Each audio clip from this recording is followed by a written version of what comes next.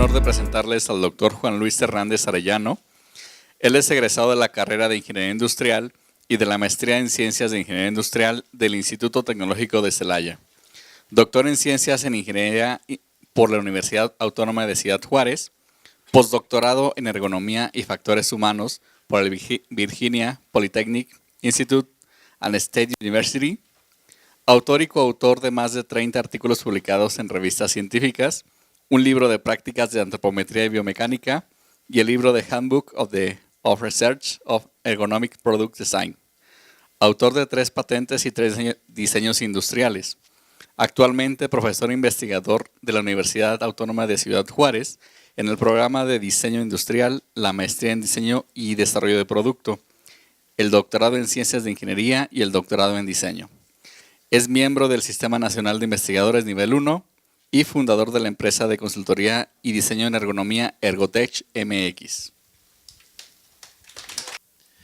Bueno, primero que nada, o antes de otra cosa, muchas gracias por la invitación aquí a Mario, a Larisa y al campus Lagos de la Universidad de Guadalajara.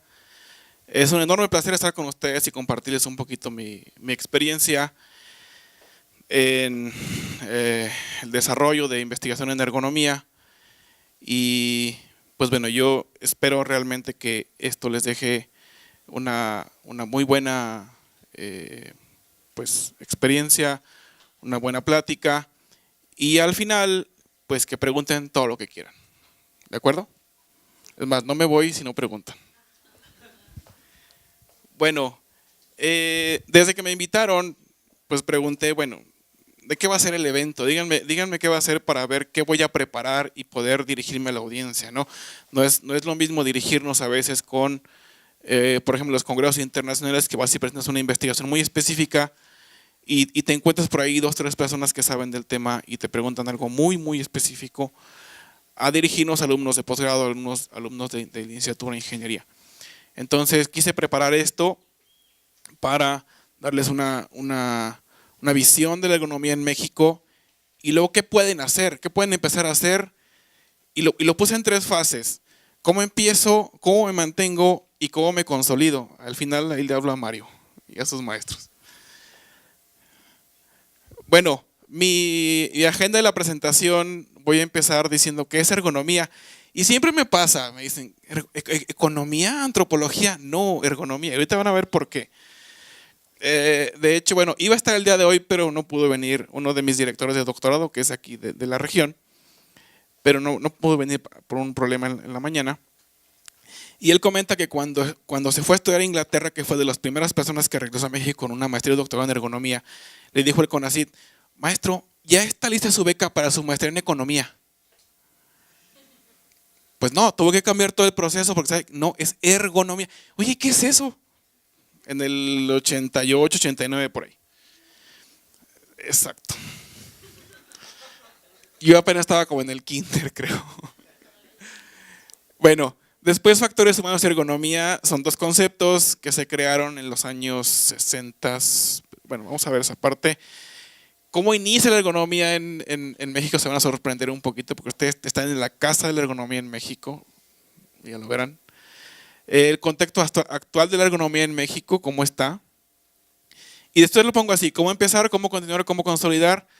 Mis conclusiones y una pequeña reflexión. Entonces, empiezo por aquí. Y muchas veces para decir qué es algo, tienes que decir qué no es. Entonces, empiezo así, no es adaptar el trabajo a la gente. Y espero que Mario no lo diga. Porque cuando yo tomo la primera clase de ergonomía, cuando estaba en ingeniería industrial, el profesor llega y se para y dice, está bien fácil, ergonomía es adaptar el trabajo a la gente. No, discúlpeme, pero no. Y al paso del tiempo, cada vez le digo, no digas eso, por favor, a mi maestro de ergonomía. Entonces, para eso me traigo la definición de la International Ergonomics Association, que es el organismo rector de la ergonomía en el mundo. Y así está la traducción literal, eso lo pueden consultar en la página de la IEA. Y dice así, y empezamos, voy a tratar de ir leyendo la definición, pero voy a ir dando algunos puntos sobre las palabras que subrayé, o las frases que subrayé. Es una disciplina científica. ¿Eso qué significa? ¿Quién me dice ¿Qué tiene que cumplir una disciplina para poderse considerar como científica?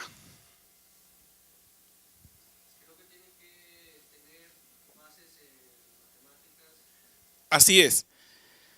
Tiene que cumplir dos criterios: usar el método científico como tal y hacer uso de las matemáticas, definitivamente. Si no haces eso, pues una disciplina y ya.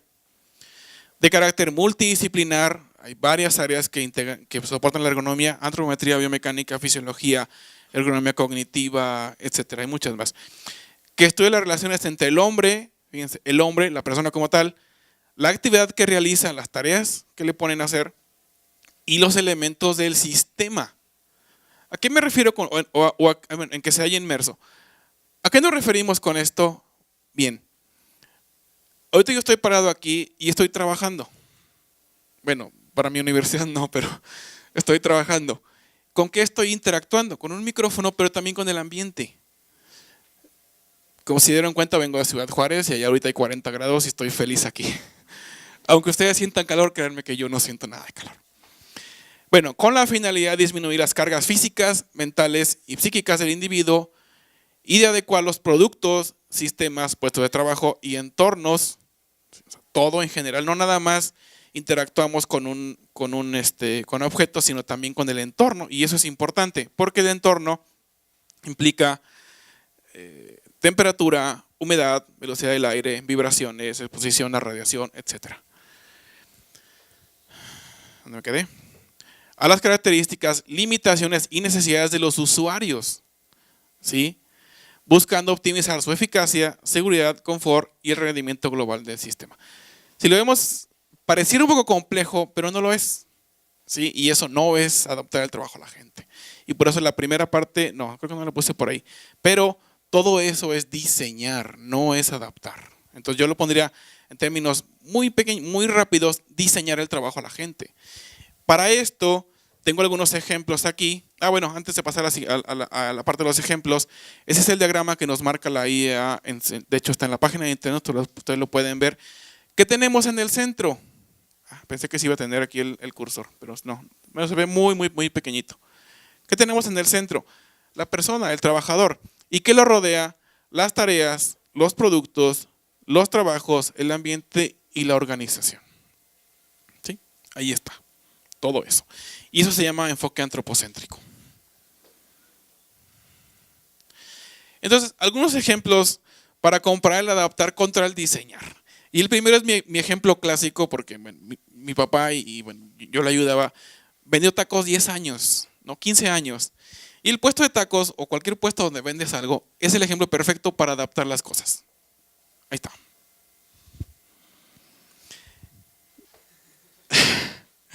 ¿Qué pasa aquí? ¿Funciona? Sí. Pero ¿qué pasa con eso? Bueno, a lo mejor yo puedo pasar y no me fijo, me voy a caer, voy a mover el tabique. ¿Y qué pasa con el puesto? Pues se va a caer, definitivamente. El tanque de gas, bueno, a un lado de la flama, todo colgado por aquí, etc. ¿Funciona? Sí. Pero es totalmente inseguro. ¿Sí? Y la seguridad y la ergonomía deben de ir de la mano.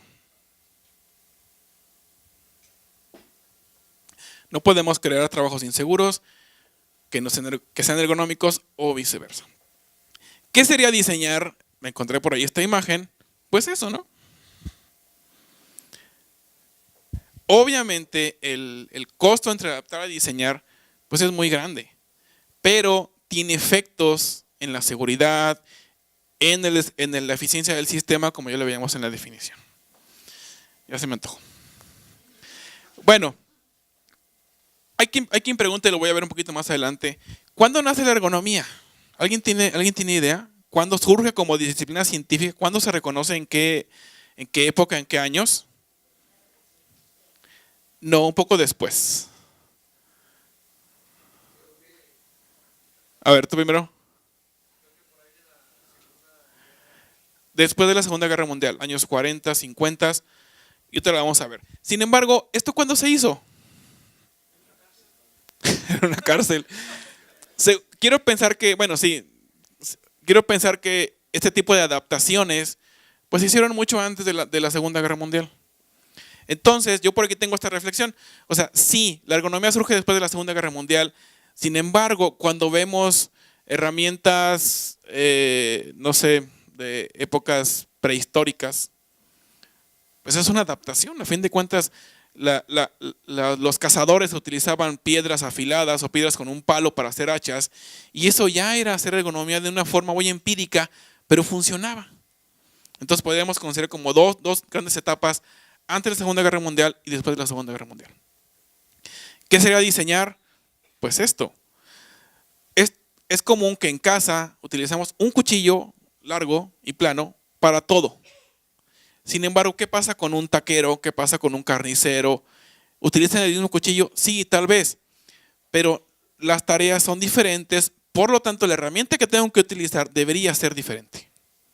¿Sí?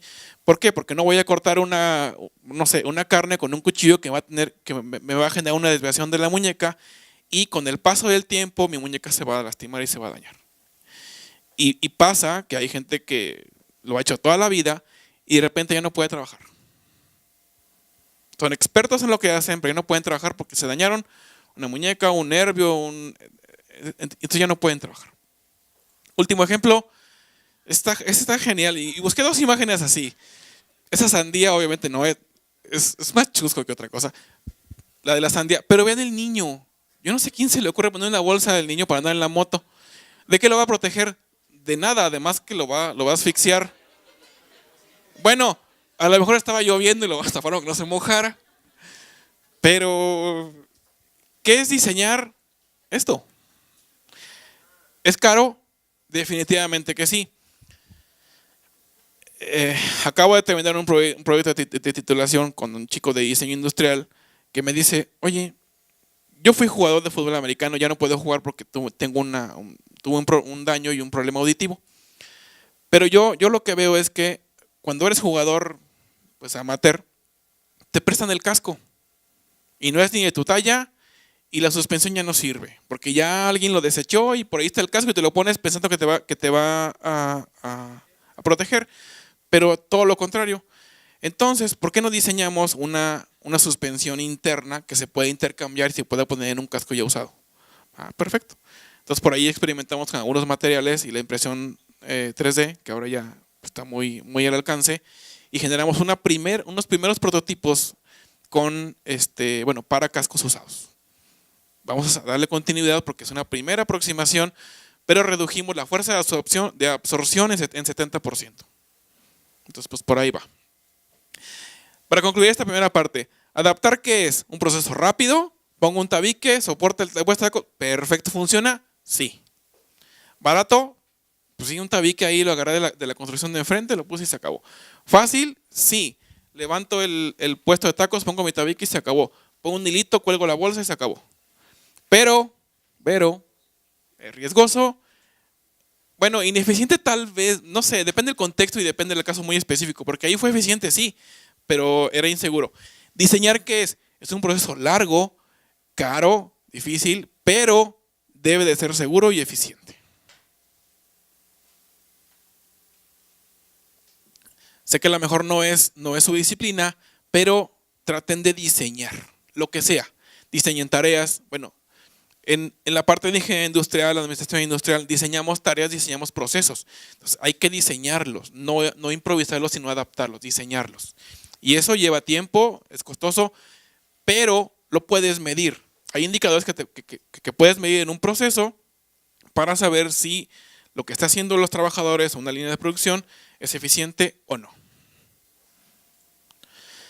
Ahora sí, factores humanos o ergonomía. Bien, en 1949, Murrell, en Inglaterra, se reúne con filósofos, psicólogos, ingenieros y algunos médicos después de la Segunda Guerra Mundial, y reconocen todo el desarrollo de la aviación en el mundo, específicamente en Inglaterra, y funda la primera sociedad de ergonomía que le llamaron Ergonomics Research Society.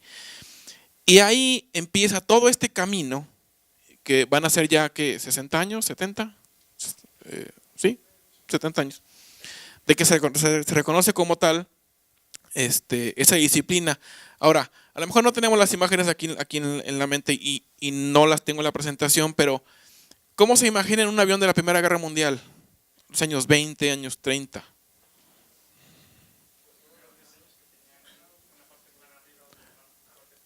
Así es. Y yo les digo que dime.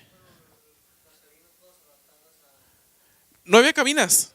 La cabina era descubierta y les digo que parecía que tenía ruedas de triciclo Apache.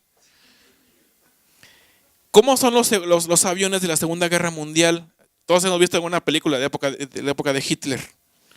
Ya eran de aluminio, eran aviones muy grandes, con cabinas, no sé si presurizadas, pero ya cabinas que protegían al piloto. Pero fíjense, ese diferencial entre los aviones de la Primera Guerra Mundial y los aviones de la Segunda Guerra Mundial tuvo una época muy oscura que no se ha publicado. Yo he leído así algunos párrafos de gente que se atreve a decirlo. Nada más imaginen lo siguiente: un avión que le pones un motor del doble de su capacidad, ¿qué va a pasar? Bueno, vuela, definitivamente va a volar, pero ¿qué va a pasar? Antes, ¿qué pasa? Véanlo secuencial. Empieza a volar, ¿qué? Vuela más rápido y más alto. Entonces el piloto experimenta sensaciones y presiones que no estaba acostumbrado, y al no estar protegido, entonces sí se va a caer. El piloto muere y cae. Entonces, esa parte que Alemania e Inglaterra generan no se documentó. Entonces hubo muchas muertes de pilotos con la experimentación de nuevos aviones, hasta que desarrollan nuevos aviones ya con ciertas características que protegen a los pilotos y por lo tanto son más potentes, más veloces y con mayor capacidad de carga y más ligeros. Y eso, bueno, nos ha llevado ahora a tener una industria de aviación muy, muy importante.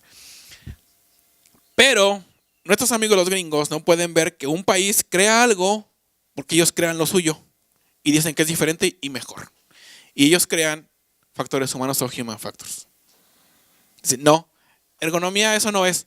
Yo creo factores humanos.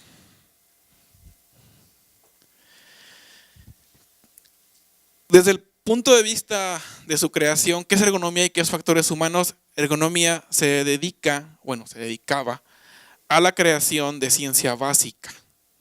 Es decir, este problema se analiza así y se comporta así. ¿Qué dice Estados Unidos? No, a mí no me interesa eso. Me interesa desarrollar soluciones que aporten a la industria. Esa es como la principal diferencia, todas enfocadas a generar conocimiento en la ergonomía. Un ejemplo muy sencillo: el doctor que iba a estar aquí en la mañana pero no pudo venir, su tesis de doctorado en Inglaterra fue determinar cómo los músculos del hombro se fatigan, pero no desarrollar una solución, simplemente entender un fenómeno y describirlo. En cambio, en Estados Unidos, mi experiencia en mi instancia de postdoctorado es: la industria tiene este problema, ¿cómo lo soluciono? A través de investigación en ergonomía. Así de sencillo. ¿Qué pasa con el tiempo? Es así la captura de pantalla tal cual de Virginia Tech, y su grado es así: Human Factors and Engineering and Ergonomics. Vean la diferencia. ¿Cómo lo nombran en Inglaterra y cómo lo nombran en Estados Unidos? La siguiente está genial. Esto, la parte de arriba, es en Inglaterra. ¿Qué tiene primero? Ergonomics and Human Factors. ¿Y qué tiene primero en Estados Unidos? Human Factors and Human Factors. El orden en cómo ponen las palabras. Pero ya es lo mismo. Ya se consideran sinónimos y el aporte es lo mismo. Ahora, bueno, revisando la actualización, por ejemplo, en la Universidad de Nottingham, en la Universidad de Loughborough en Inglaterra, ya no les interesa, bueno, no que no les interese, pero ya están tocando otros temas más adaptados a la tecnología, por ejemplo, el uso de autos autónomos, el uso de realidad virtual aplicados a ergonomía. Entonces ya como que también Inglaterra dijo, ya no voy a hacer tanta ciencia básica, también voy a ir a la solución de los problemas. A pesar de las diferencias que existen entre los dos conceptos, que ya las vimos, ahora se han fusionado y se consideran sinónimos. Y ya todo lo que los congresos son Ergonomics and Human Factors o Human Factors and Ergonomics. Y se acabó, no hay más. Bueno, segunda parte de la presentación. Inicios de la ergonomía en México. Hace poco más de 40 años surge en la Universidad de Guanajuato, aquí muy cerca en León, el Instituto de Investigaciones sobre el Trabajo. Bueno, eso. y ahora se llama Departamento de Ciencias Aplicadas al Trabajo. Pero ustedes tienen, aquí en la Universidad de Guadalajara, el único centro de investigaciones en ergonomía, así como tal, y tiene poco más de 20 años de realizar investigación en ergonomía y son los fundadores de la primera y única maestría en ergonomía en México. Yo tuve la oportunidad de ser formado por el doctor Cerratos de la Universidad de Guanajuato y por otro doctor que está en el norte, en Ciudad Juárez, que fue la primera persona en México en tener una cédula profesional que decía maestro en ergonomía. Pero él estuvo en Suecia. Entonces, esto está surgiendo. ¿Sí? El doctor Cerratos nunca tramitó su cédula. Existe la Sociedad de Ergonomistas de México, que es, bueno, realiza un congreso anual, típicamente en el norte, ya no lo hacen acá porque dicen que la gente no se anima a organizarlo. Entonces andan ahí en Mexicali, Tijuana, Ciudad Juárez, Hermosillo, ahí, deambulando en el norte. Un tiempo lo hicieron una vez lo hicieron en Guanajuato, 2 veces en la Ciudad de México, pero creo que nunca se ha hecho aquí en Guadalajara. Ahorita les digo por qué. Representa una muy buena oportunidad para que los estudiantes asistan a su primer congreso de investigación. Ese fue mi primer congreso de investigación. Ahí presenté los resultados de mi tesis de maestría en el 2005, 6, no recuerdo. Creo que 2006. Publica un libro con todos los artículos que se presentan en el congreso, pero el libro no tiene arbitraje. Entonces, así como lo mandan, lo ponen ahí, lo cuelgan en la página y ahí está. ¿Es información valiosa? Sí, pero no está revisada. Entonces tiene como sus deficiencias y demás. ¿Por qué la gente no apoya este congreso? Porque es un grupo muy selecto que no deja que otra gente se involucre. De hecho, yo ya no voy a los congresos, así de manera personal. La antropometría en México. No podía dejar pasar este tema como tal porque es realmente importante y te van a ver por qué. Porque ustedes también están, digamos, en la Casa de la Antropometría en México. El primer estudio que yo encontré, esta es una revisión de literatura que publiqué en un artículo, fue en 1922. Alguien de la Ciudad de México hace una recopilación histórica. De hecho, el documento ni siquiera lo encuentro. Encontré la cita por ahí en Google Scholar, pero no encuentro ese documento para revisar y ver qué información tiene y compararlo. Dice, León hace una recopilación histórica de la antropología física y la antropometría en México. No sé de qué, pero ahí está la fuente. Fíjense, 50 años después, seguramente hay más estudios, sí, definitivamente el IMSS hace sus estudios antropométricos, pero nunca los publica. Los dejan ahí para información de los médicos, pero nunca los publican para consulta a la gente. No sé si ahora lo esté haciendo, yo no he encontrado referencias que me lleven a eso. Reportan datos antropométricos de estudiantes y trabajadores. Tampoco tengo el documento, no está disponible. En el 93, el doctor Bonilla de la Universidad Autónoma Metropolitana publica el libro que se llama La técnica antropométrica aplicada al diseño industrial, pero no hizo una segunda edición. O sea, ahí lo dejó. Y ese libro sí lo tengo, es muy bueno, pero no le dio continuidad, no lo actualizó. La CEMAC publica en su sitio yo le pongo ahí, un supuesto estudio antropométrico, pero no dice ni cuándo lo hizo, ni con quién lo hizo, ni si se ha actualizado. Ahí lo tiene, pero no dice más. Entonces, una fuente que tú encuentras, si no tienes esa información, pues no es confiable.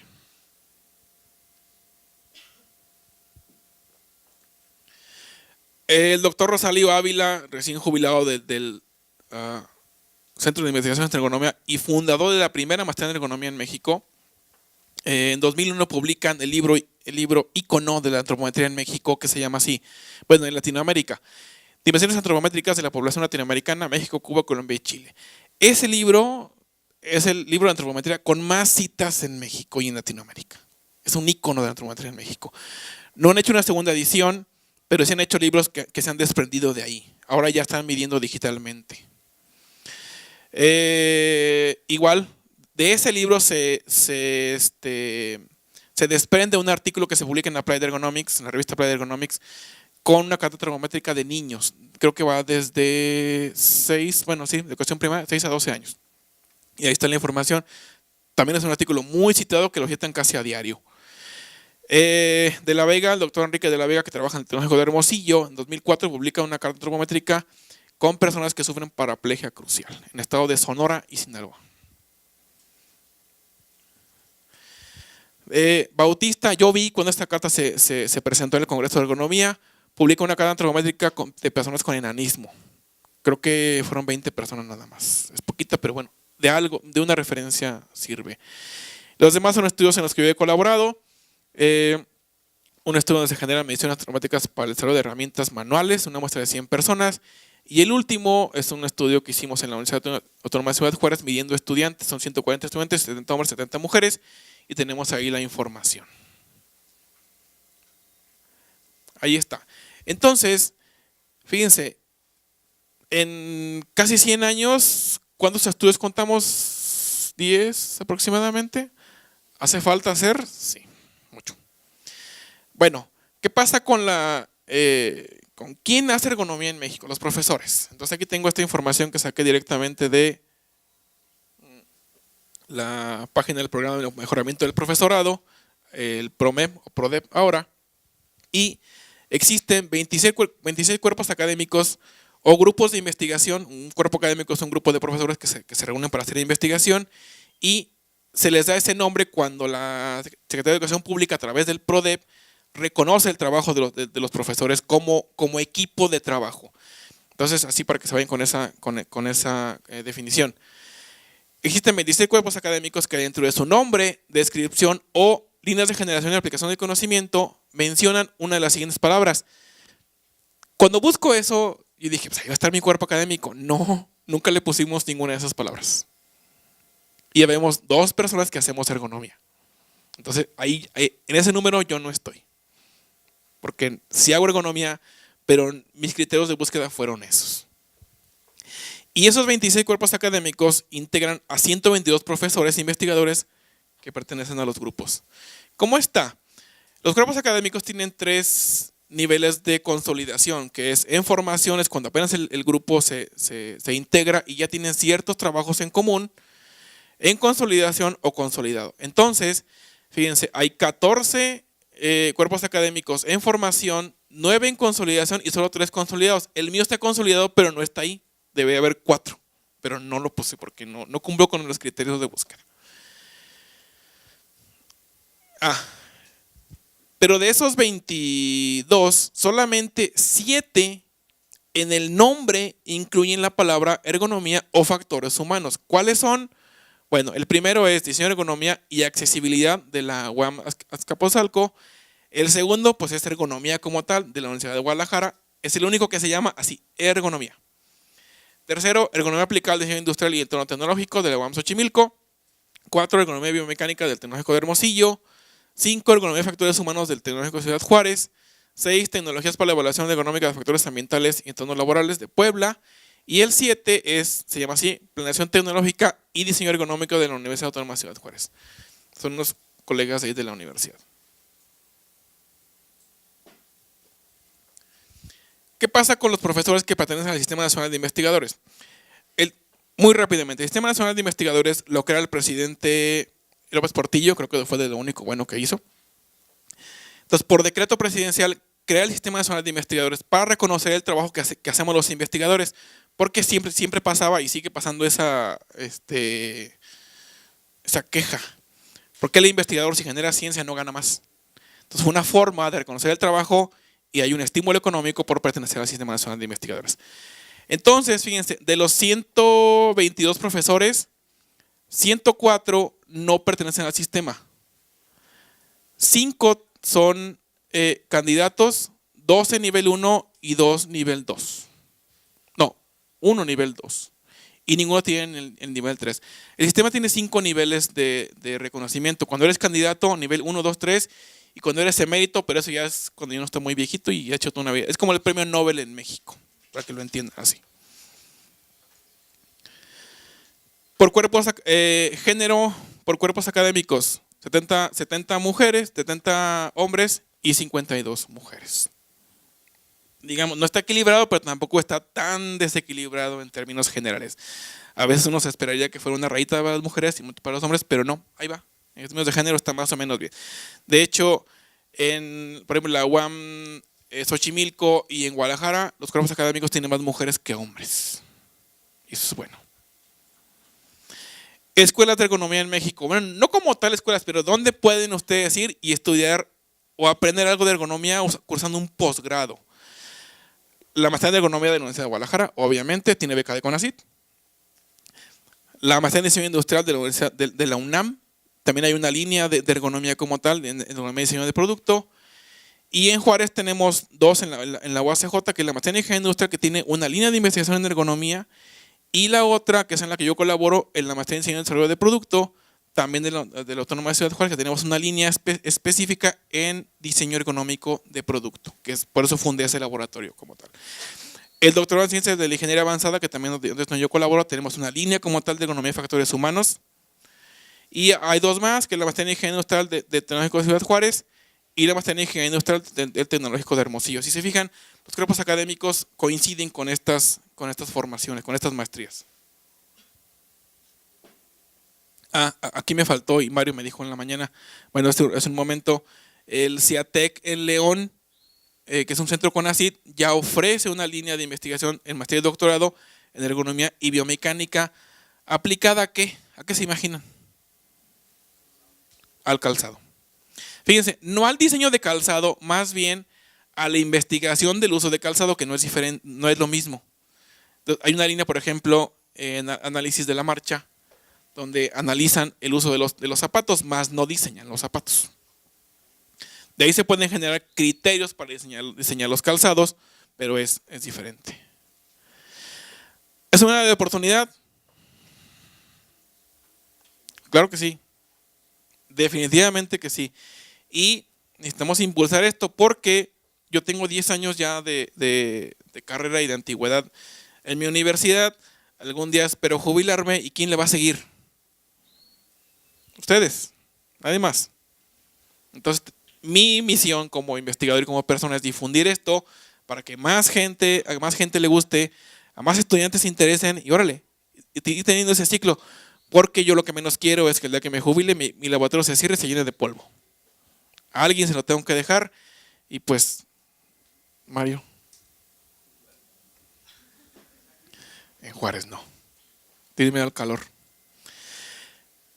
Bueno, vamos con la última parte. ¿Cómo empiezo? Bueno, si le quitan la palabra economía, esto aplica para cualquier área, ¿sí?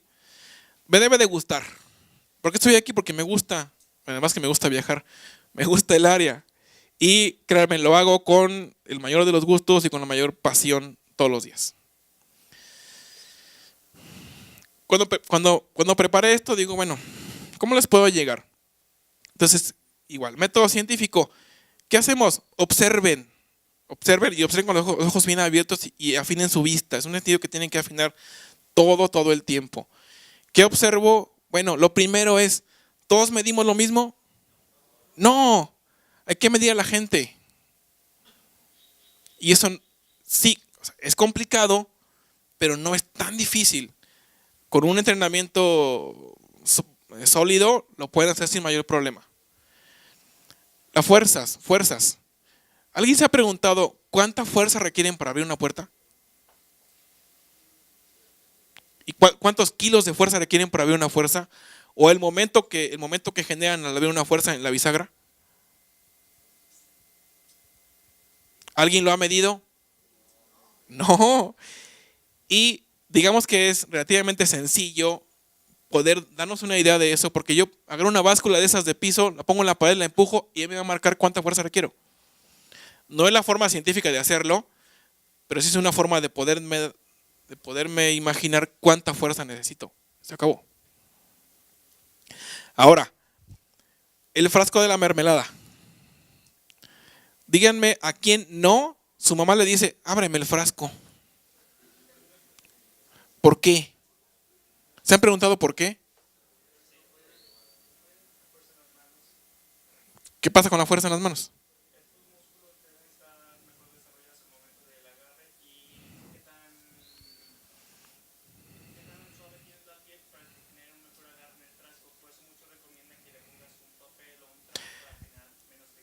Perfecto. Antes de eso, ¿qué pasa con los músculos y con los tejidos con el paso del tiempo?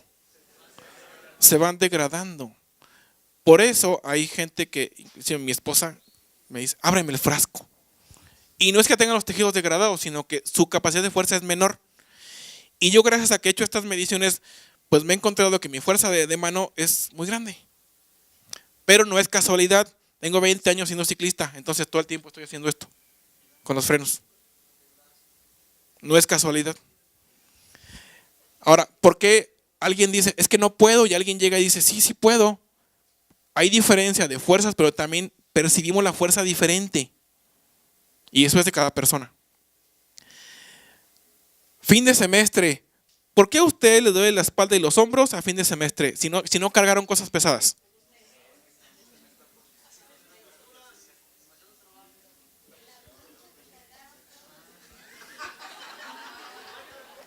Esa es muy buena pregunta, muy buena respuesta. ¿Alguien se ha preguntado, cómo mido el estrés? ¿Cómo comparo? Fíjense, tema de tesis. ¿Cómo comparo el estrés entre hombres y mujeres? Tan solo con eso. Eso es para fatiga. Bueno, pues Google Scholar lo tiene todo. A ver, cuestionario para medir estrés. Stress Measurement Survey. Y les van a aparecer quién sabe cuántas escalas, quién sabe cuántos cuestionarios. Jalo uno, le pregunto a mi profesor, oye, ¿este es el bueno? Sí. Lo aplico, hago una prueba de hipótesis y ya comprobé una tesis. Una hipótesis. Es una tesis. En un caso específico, en una población específica. Planteen preguntas de investigación. Esas 3 preguntas fueron las que dieron origen a mis 3 proyectos de grado.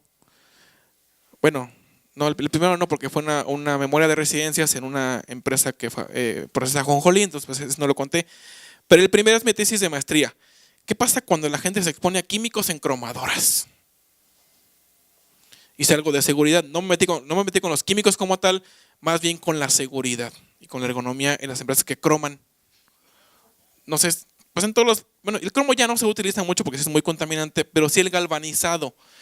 Todos los metales, esto que decía el compañero de Comex, los metales que se pintan y demás, pero primero se galvanizan muchos para darle una mejor protección al metal y luego lo pintas. Entonces cuando pasan por un taller de cromo, ¿a qué huele? Como a ácido. Entonces me digan que no, o me afirmen que no porque me decían que no.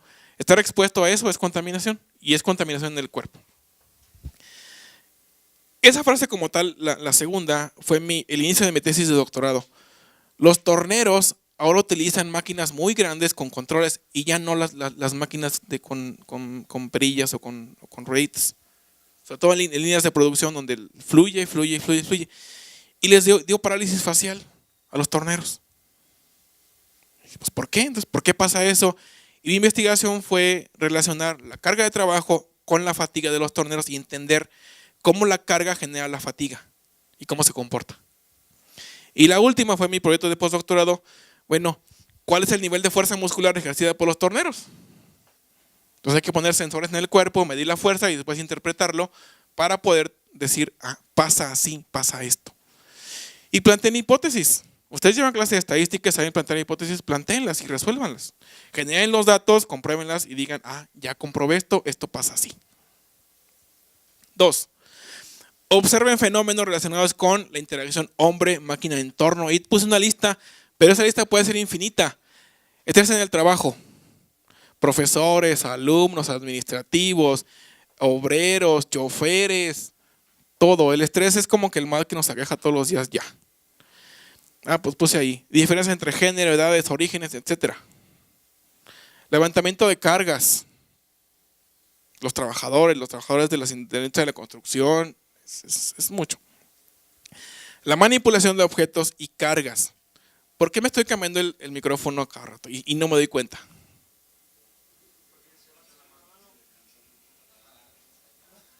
Es una reacción como instintiva que tengo que cambiarlo porque se me cansa la mano. Temperatura y sensación térmica en el trabajo. Una cosa es la temperatura y otra cómo lo siento. Le decía a Mario ahorita en la mañana. 30 grados en Juárez es, qué padre. Está agradable porque es seco. 30 grados aquí se siente como mucho calor. Allá el calor empieza a los 35 grados y en 40, pues ya se hace calor. El año pasado me marcó mi cameta 48 grados 2 días. Ahí sí hacía muchísimo calor. Ahora está muy de moda el teléfono celular.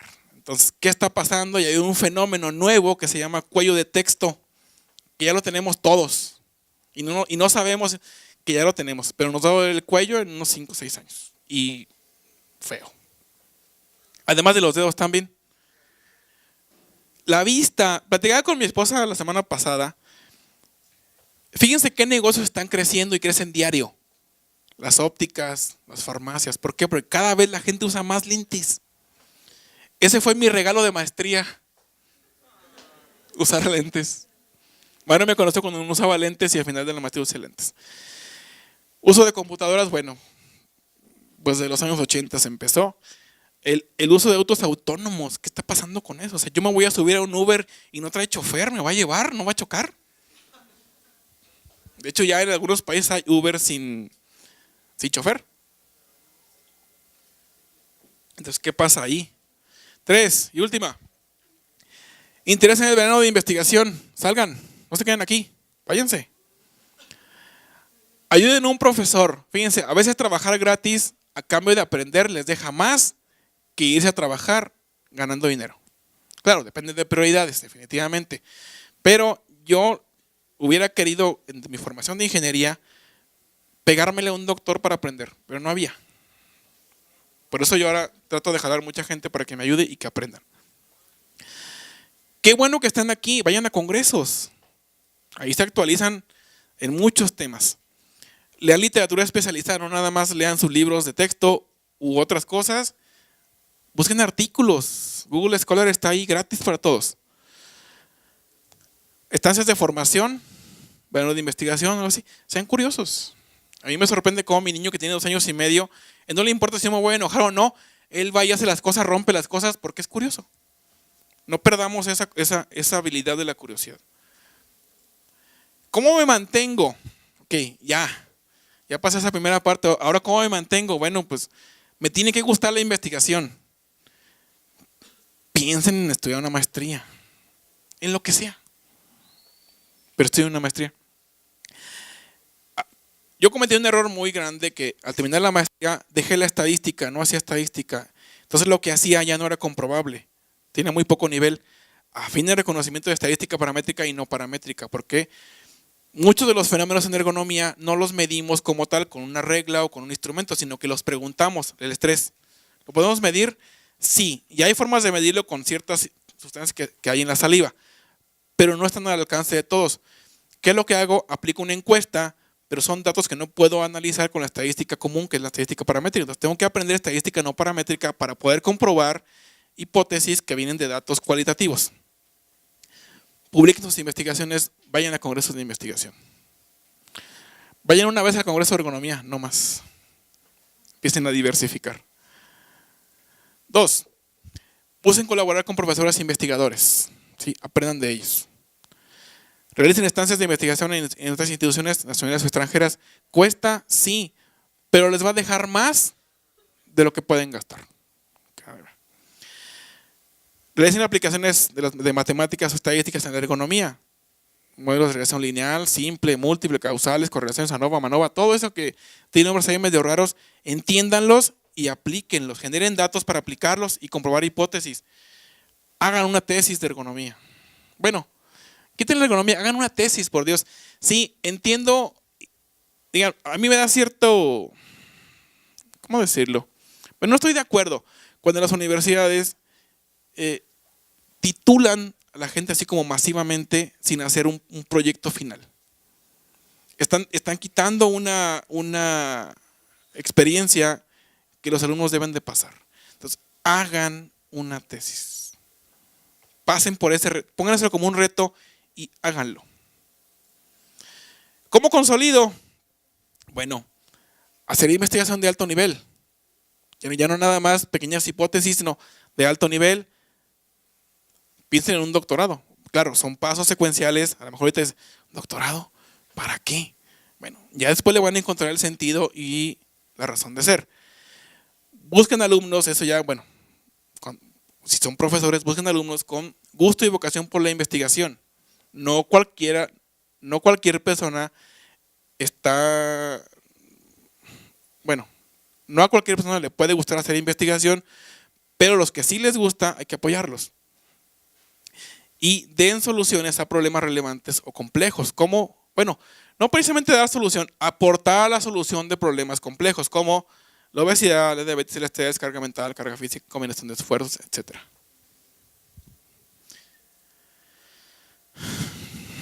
¿Cómo consolido? Bueno, no quiere decir que voy a dejar de lado a los alumnos que no son buenos, no, también hay que atenderlos. Y hay que a veces dedicarle más tiempo a los alumnos que no son buenos, pero trabajar el potencial de los mejores alumnos apoya mucho. Relaciónense con gente de mayor nivel académico. Eso también van a aprender.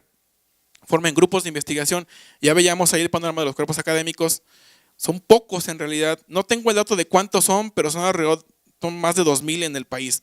Y solo son 22, desde el 0.001% de todo el país, los cuerpos académicos relacionados con ergonomía. Busquen resolver problemas nacionales. Las convocatorias de CONACYT ahora dicen, estos son los problemas a los que quiero que mis investigadores se enfoquen. Si no está tu problema ahí, ni lo mandes. Y son más o menos los que acabo de mostrar en cuestión de ergonomía. Claro, hay otras áreas como por ejemplo los nuevos materiales, las tecnologías renovables, etcétera. Entonces también son problemas nacionales que CONACYT le está invirtiendo mucho dinero. Comparen problemas entre países, industrias, sectores. Muchos doctorados en Estados Unidos con la gente extranjera están dando la oportunidad de decir, bueno, haz una evaluación aquí, ve a tu país, haz la evaluación allá y compáralo. Y ya comparas dos países, desarrollados, no desarrollados, etc. El ingreso al Sistema Nacional de Investigadores es complejo, es difícil, pero se logra. Y, pues bueno, a largo plazo, pues un postdoctorado. Y creo que con esto termino. Pensé en esta pequeña reflexión. Y esto porque un muy buen amigo mío me decía, bueno, cuando recién me gradué de doctorado me decía, a ver, quiero que me digas qué falta, por qué la ciencia no llega a la vida diaria. Y le digo, bueno, es que una cosa es hacer ciencia y la forma de bajar a la vida diaria es a través de la tecnología. Si la ciencia no tiene tecnología, no va a bajar. Puedes generar, bueno, ¿por qué ahora vemos celdas solares, vemos calentadores solares de agua? Alguien encontró que con un panel podía captar la luz del sol y ya, pues por ahí desarrollaron tecnología para almacenarla y luego enviarla a la red de CFE y que CFE te pague por generar electricidad, y eso ya es posible. Pero sin esa tecnología, pues ahí se hubiera quedado la celda y nunca habría sido posible tenerla en las casas, en los techos de las casas ahora. Entonces lo puse así: el impulso de la ciencia y tecnología debe llegar a la vida diaria. De otra forma, se queda en las vitrinas de los laboratorios o en los estantes de las bibliotecas. Gracias.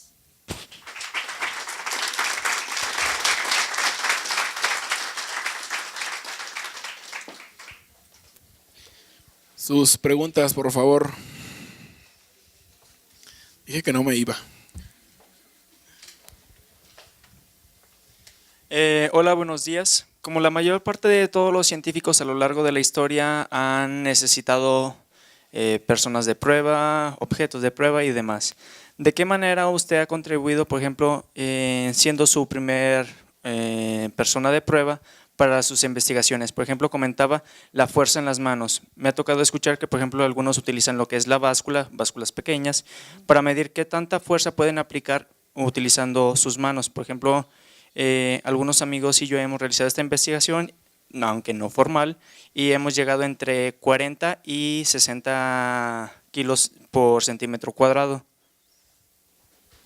Bueno, voy a ampliar un poquito la respuesta. No lo puse en la presentación porque no era el caso específico, pero es muy buena la pregunta.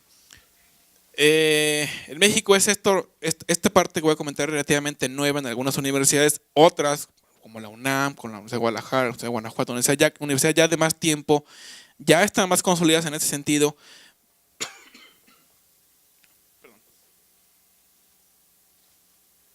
Y ya han formado sus comités de ética y bioética. ¿Qué quiere decir? siempre que se experimenta con seres vivos, desde plantas hasta animales, incluyendo personas, se tiene que hacer un protocolo de qué vas a hacer con ese ser vivo y cómo te va a ayudar a tu investigación. Entonces hay un comité que se reúne cada cierto tiempo, revisa el protocolo de lo que vas a hacer y te dice, a ver, por ejemplo, si vas a medir la fuerza, ¿cuántas veces la vas a medir? No, pues a lo mejor cada minuto durante 1 hora. Ah, no, ¿sabes qué? No, porque le vas a dañar la mano. Ah, lo voy a hacer 1 vez al día. Ah, ok, perfecto. No pone en riesgo a tus sujetos de pruebas, así lo conocemos. Ahora, ¿cómo lo he hecho yo? Bueno, hemos hecho pequeñas investigaciones a través de proyectos de titulación de pregrado, donde hemos medido gente, hemos medido la fuerza de los estudiantes o fuerzas de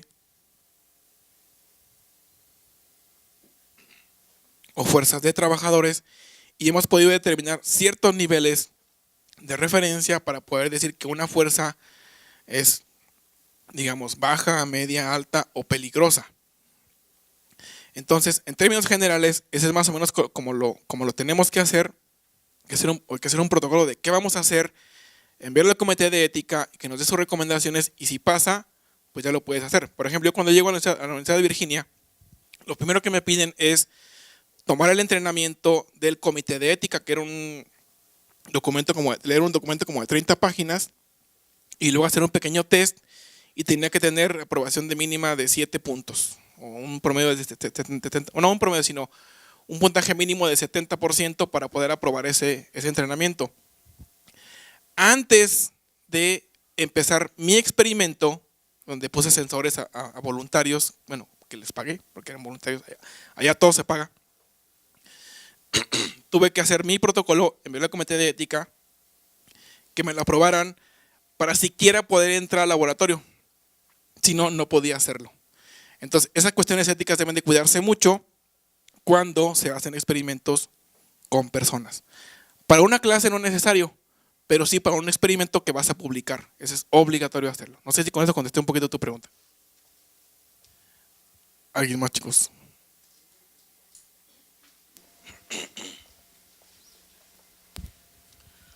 Bueno, mi pregunta sería más enfocada de todas las investigaciones que tú has hecho y proyectos que has desempeñado. ¿Ha tenido trascendencia en la implementación de alguna industria o alguna empresa, o simplemente se queda enfocado en proyectos, en análisis, en estudios?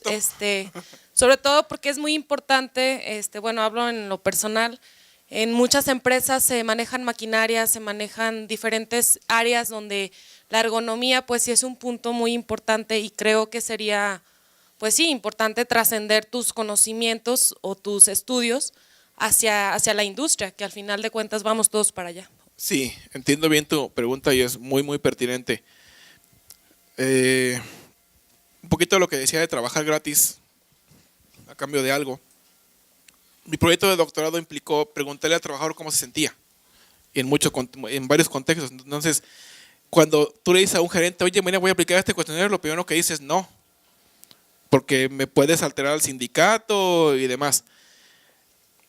El director de la planta, que pues es mi amigo, porque tuve de una de las plantas más grandes, cuando hice mi investigación de doctorado, me dijo, mira, lo vamos a pasar así. Él se arriesgó y lo hacemos.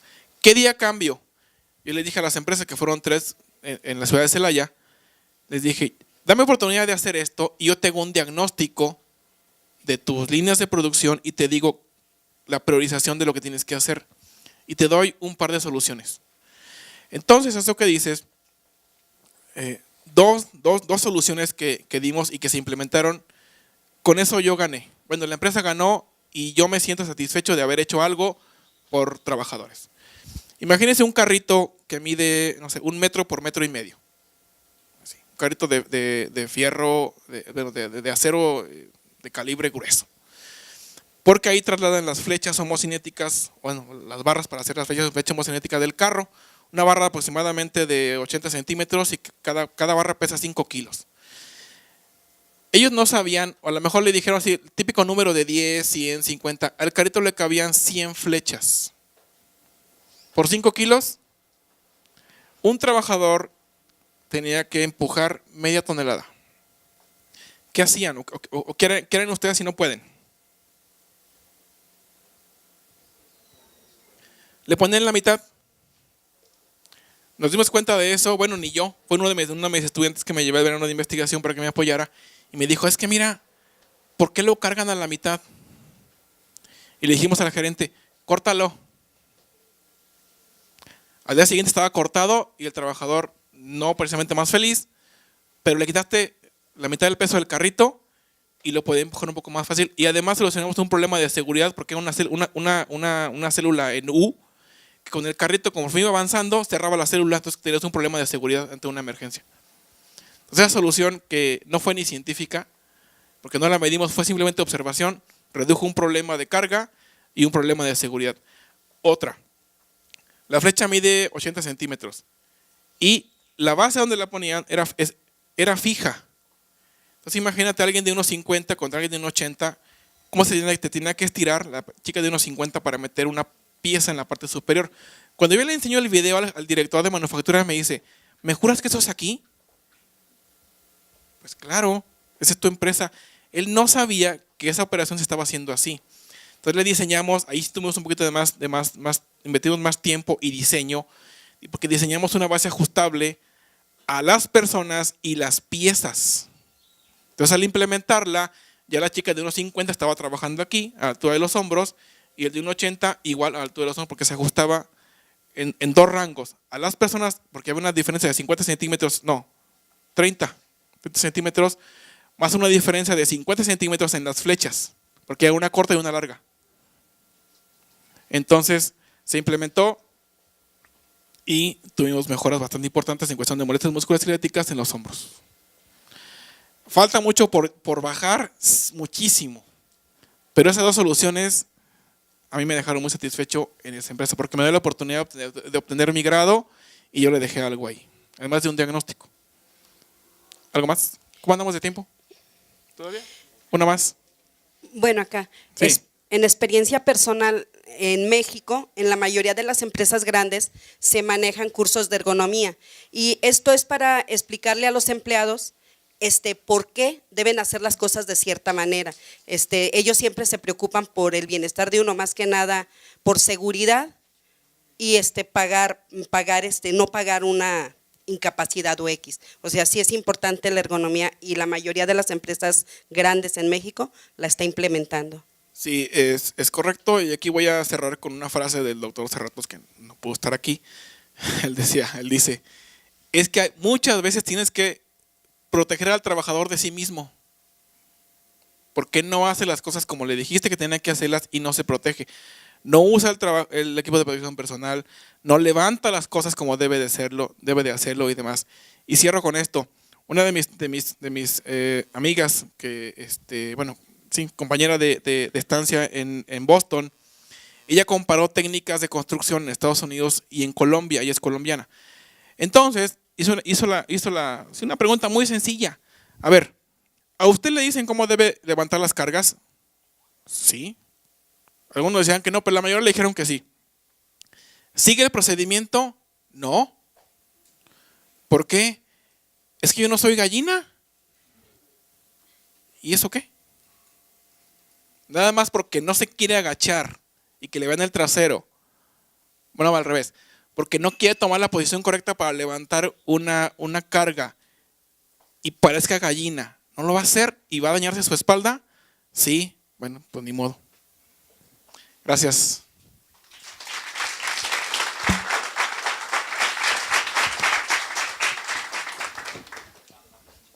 Agradecemos al doctor Juan Luis su ponencia y le entregamos un reconocimiento.